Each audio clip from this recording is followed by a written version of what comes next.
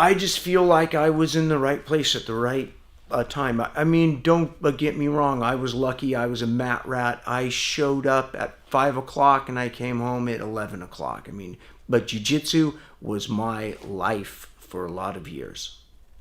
And it's not who's good, it's who's left. And it's hours on the mat. And if you put in that time, natural athlete or not, you practice the art, you'll be a black belt. You'll be somewhere in 10 years. Imagine someplace 10 years from now, I'm going to be somewhere. Why not be a black belt too? Sure. No problem. Beautiful. Okay, here we go. So let's say there's something called rate of perceived exertion. Okay? So let's say I make you do pull-ups, and let's say the maximum amount of pull-ups you can do, the maximum amount of pull-ups is 10. Let's keep a nice round number. At 11, you couldn't do 11. If I pointed a gun at you, you couldn't do 11. Should I make you do 10 pull-ups on our workout? No.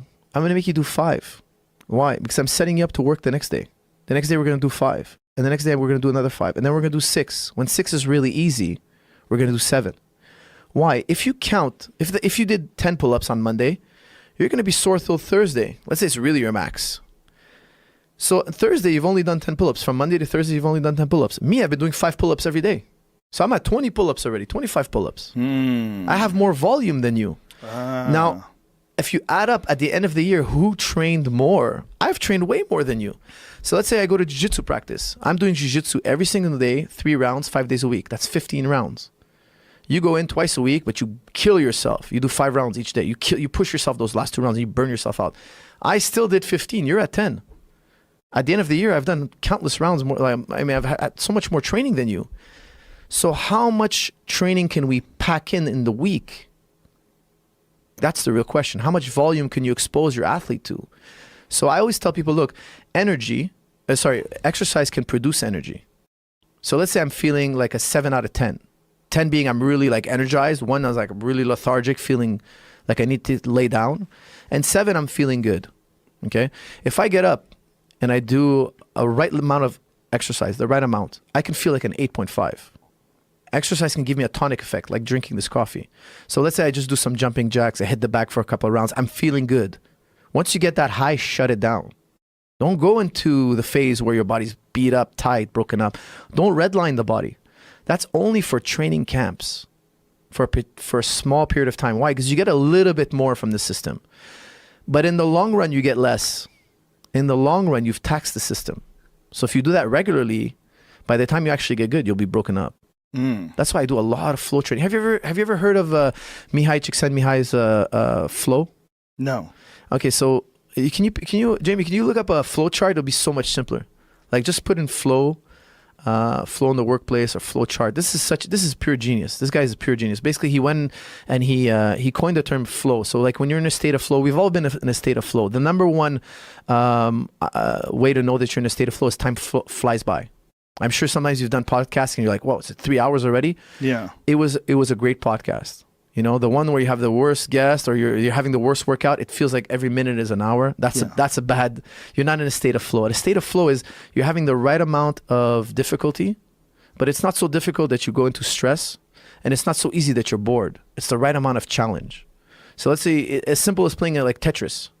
If I put you on a level that's too high, you're gonna play for 5 minutes, you're gonna be like, I'm done. If I put you on a level too easy, you're going to be like, this is boring. If I put you at the right amount of level, you see that's the flow channel. So if the challenge is too high, you'll meet anxiety. If it's too low, you're boredom. When I go in the practice room, I'm trying to create flow. I'm having fun. Training should be addictive. Imagine training was addictive. Everybody would train, everybody would be fit. But people always go into anxiety. They go and they slam their body. Then I have to convince you to do it again 3 days later, 2 days later. And you're like, dude, the mental energy is going to take me to get there. Like, training should be a pulling force. It should be pulling you. You want to go training. If you don't want to go training, it's not fun. If it's not fun, you're not going to do a lot of it. And if you're not going to do a lot of it, you're never going to reach mastery. So how do I make it pleasurable? How to make it fun? I have to be in a flow state. And you can get into a flow state in almost anything. But when you're out of that flow state, cut it. We're going to get further.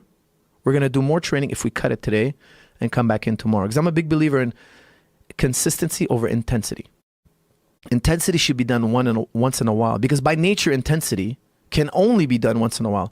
If you're going hard every day, you're not really going hard every day. You can't go your max every day. There's a cost to going to your max. Can you sprint every single day? You cannot sprint every single day. It's ludicrous. You could sprint once or twice a week. The best sprinters in the world, they sprint once or twice a week. Nobody sprints every day, because intensity by nature entails that you need to take a break. Because if you don't need to take a break, you didn't really go to your maximum intensity.